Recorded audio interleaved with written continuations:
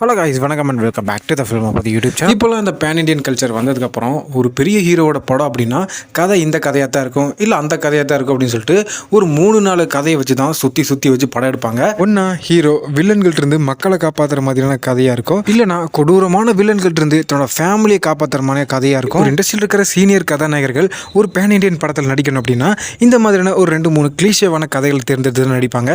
But அப்படி இருந்தும் screen பிளேவை interesting ஆகிற அளவுக்கு நிறைய ட்விஸ்ட்டுகள் வச்சு அந்த ஆடியன்ஸை கன்வின்ஸ் பண்ற அளவுக்கு ரொம்பவே விறுவிறுப்பாக கொடுத்தனால தான் நிறைய கிளீஷேவான கதைகள் கொண்ட மசாலா படங்கள் பேன் இண்டியா லெவலில் ஹிட் ஆகி 1000 கோடி வசூல் பண்ணுது.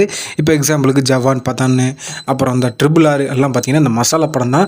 பட் அதில் இந்த ட்விஸ்ட்டு டேனு அந்த மாதிரிலாம் வச்சதுனால தான் ஓரளவுக்கு ஆடியன்ஸ் பார்க்குற அளவுக்கு இருந்தது. ஸோ இப்படிப்பட்ட ஒரு ஃபார்முலா இருக்கிறத நம்ம ஆதிக் அவர்கள் கண்டுபிடிச்சு நம்ம AK-64 படத்தோட ஸ்க்ரீன் பிளேல அப்ளை பண்ணுறதுக்கு ரொம்பவே வெறி கொண்டு காத்திருக்காரு. இதுக்காக தெலுங்குல ராஜமௌலி அவர்களுக்கு கீழே வேலை செய்ய நிறைய கோ ரைட்டர்ஸ், அதாவது ஸ்க்ரீன் பிளே ரைட்டர்ஸ் எல்லாம் வர வச்சு நம்ம AK-64 படத்தோட கதைக்களத்தை பேன் இண்டியா லெவலில் ரீச் பண்ணுறதுக்கு எந்த மாதிரியான எலமெண்ட்ஸ் எல்லாம் ஆட் பண்ணணும் அப்படின்ற ஒரு விஷயத்துக்கு தெரிஞ்சுக்கிறதுக்காக இவங்களை வச்சு இந்த 64 படத்தோட ஸ்க்ரீன் பிளேல ஒரு சில ஆல்டர்னேட் பண்ணிருக்காரு நம்ம ஆதிக் ரவிச்சந்திரன் அவர்கள். இந்த ஸ்க்ரீன் பிளே ரைட்டர்ஸ் புஷ்பா படத்தில் கூட கோ ரைட்டர்ஸாக வேலை செஞ்சிருக்காங்களாம். இவங்களோட மேஜரான ஒர்க் என்னன்னா படத்தில் ஹீரோவோட அந்த கேரக்டருக்கு பில்ட் பண்ணுறது, அதுக்கப்புறம் அந்த மேனரிசம், ஸ்வாகு, சின்ன எலமெண்ட்ஸ் கூட நார்த் இந்தியா ஆடியன்ஸ்க்கு பிடிக்கிற அளவுக்கு என்னென்ன பண்ணணுமோ அது அந்த ஹீரோவை சுற்றியில் பிம்பத்துக்கு ஏற்ற மாதிரி கொடுக்கறதுல ரொம்பவே டேலண்டான ஆட்களா. அதனால இவங்க இந்த AK-64 படத்தில் ஒர்க் பண்ணுறது இந்த படத்துக்கு மிகப்பெரிய ஒரு ப்ளஸ்ஸாக பார்க்கப்படுது.